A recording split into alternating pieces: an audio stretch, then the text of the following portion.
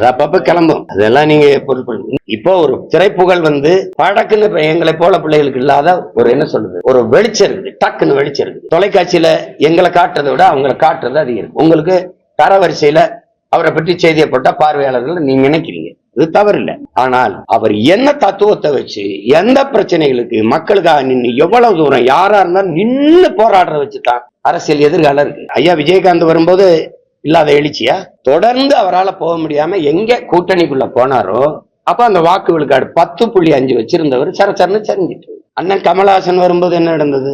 யாராவது நான் போட்டியிடுறேன்னா சொன்னீங்களா? திமுக அதிமுக மக்கள் நீதி மையம், திமுக அதிமுக மக்கள் நீதி மையம், அமமுகவை கூட சொன்னீங்க, என்னை அறமுக கூட மக்கள், என்னை சீமான் நாம் தமிழர் கட்சி போட்டியிடுதுன்னு கூட சொல்லல.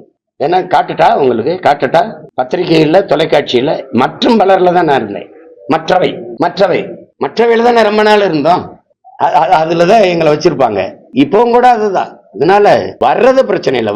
எந்த கோட்பாட்டுக்காக வர்றீங்க?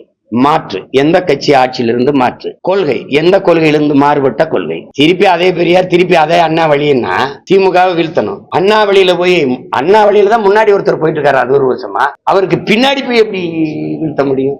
வேற கொள்கையை வச்சு அவருக்கு முன்னாடி போனாதான் அவரோட சண்டை ஓட்டு வீழ்த்த முடியும். அண்ணா வழியில அரசியல்னா ஐயா ஸ்டாலின் என்ன வழியில போயிட்டு இருக்காரு சொல்லுங்கப்பா. எடப்பாடி ஐயா என்ன வழியில போறாரு? அவங்க எல்லாம் அண்ணா வழியில் போறாங்க, நான் எங்க அண்ணன் வழியில போறேன்.